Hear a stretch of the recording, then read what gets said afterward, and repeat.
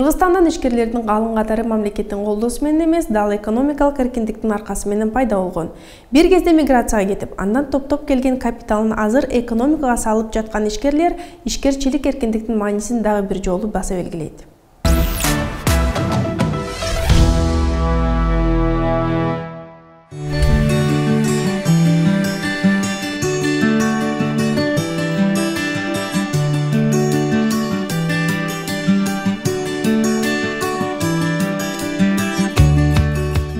Мен ушул сферада көп жыл иштеп калдым дагы. Өзүмдө бир 3-4 жыл иштегенден кийин ой пайда боло баштады. Ушул өзүмдүн элиме дагы алып барсам, ушундай диеталык нандарды, балдардын диеталык таза азыктарыны деген ой менен пайда болуп, анан ушул айлыктарыбызды топтоп, балам иштейт эле, кызым иштейт эле, ошол айлыктарыбызды топтоп оборудование ала баштадык.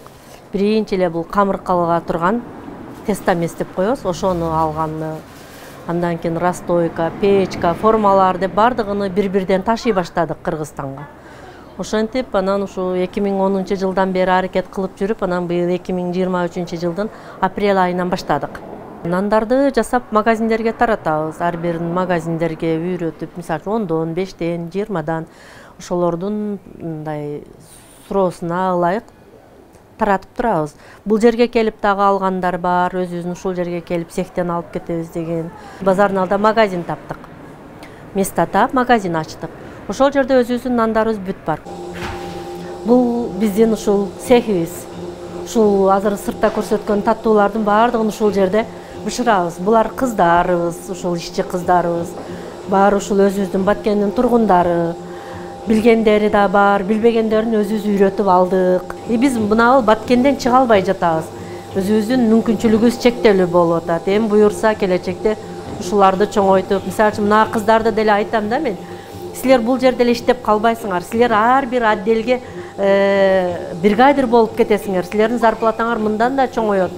Силер ар бир отделди башкарышыңар керек. Бардыгын үйрөнгүлө депчи.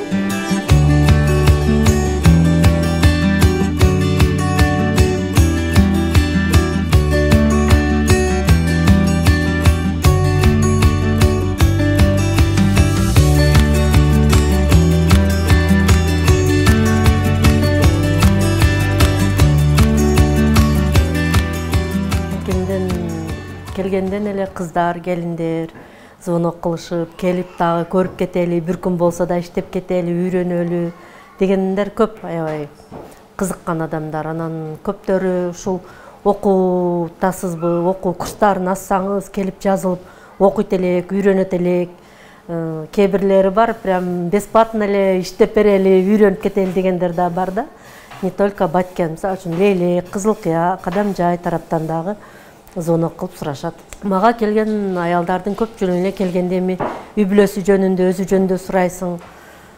Көптөр эле мына миграцияга кетейин десем, кете албайм, балдарым жаш, таштай албаймын, же оорукан балам бар дегендер көп да. Мен ошолорду ишке алып, ошолорду жумуш орду менен камсыз кылганга аракет кылам да. Анткени өзүм ушу балдарымды таштагым келбей Россияга алып кеткенминчи, кимде калат деп. Анан бардык эле аялдардай өзүбүздөй балдарын жакшы көрөт. Балдарын таштагысы келбейт. Алар мүмкүн болсо, аз айлык болсо да ушул жерде балдардын алдында иштеп тапкылары келет. Анан ошондой аялдарды көбүрөөк жумушка тартып иштеткенге аракет кылам.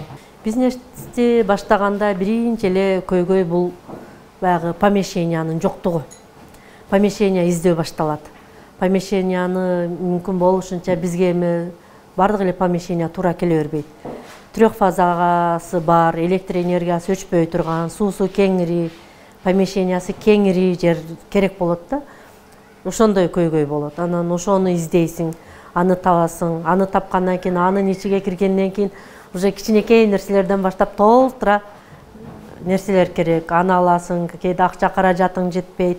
Тууганыңдан сурайсың, досуңдан сурайсың. Дагы эми эле ишти процесс башталганда продукция жок болот. Айрыкча Баткенде мына бизге керектүү продукциялардын жоктугу, сатууда жок да. Бул продукцияларды заказ кылып, башка жактардан алдырганга туура келет. Кээде биз башында баягындай точкаларын таппай, бирөөлөр аркылуу кымбат эле алдырып атканбыз. Ал кайсыл жерде сатылат, анын бардыгын изилдеп жүрүш үчүн көп убакыт керек. Эми походу дегенде иштин жүрүшүндө анан издеп таап алып атабыз да. Ушул продукциялардын жоктугу, каражаттын жетишсиздиги, ушундай нерселер көп, көйгөйлөр көп болот. Оборудованияларды 6-7 жылдап чогулттум. Бишкектеги үйүмдө жаткан складта. Кээде жиним келчү, ушунча акчага алып жатат бул. Сатып эле ийсемби деп анан кыйналып алып келген күндөрүмдү Россиядан КАМАЗдарга жүктөгөн азаптарды ойлосом саткым келбейт. Ошентип жүрүм, ушу 23-жылы ачтык да. Биз биринчи Бишкекке келдик. Бишкекке келип, үйүбүзгө трёхфаза түшүрүп, Бишкектен баштасакпы деп, менин идеям. Бишкектен баштасакпы десем, балдарым Бишкекте эмес, Баткенди эле тандап туруп алышты да. Эмнегедир булар Бишкекке көнбөй коюшту десем дагы болот. Бишкекте кандай иште эле кылгылары келбей, деп эле коюшат да. Адамдар Бишкекке барса квартиралап деле тытын иштейт го, а булар Бишкектен наоборот эч нерсе кылгылары келбеди. Апа Баткенге эле ачалы деп. Анан мен, ой Баткенде согуш болуп атса, заман тынч болбосо, биз ал жакка адамдар ал жактан бул жакка келип атса, биз кайра Баткенге барып бизнес ачабызбы? Ал бизнестин келечеги кандай болот десем, кичине уулум бар, ошол эгер апа согуш болуп кетсе дейт, Кудай сактасын го, болуп кетсе биз жок эле дегенде солдаттарга нан жаап берип турабыз да, пайдабыз тиет го дейт да. Деп анан ошолордун сөзү менен ушу балдарымдын эмеси менен Баткенге келип калдым. Бирок Баткен жакшы, Кудайга шүгүр, өзүбүздүн элибиз, өзүбүздүн жерибиз дегендей жакшы Баткен, ишибиз болуп атат. Кудай заманыбыз тынч болсун, элибиз тынч болсун.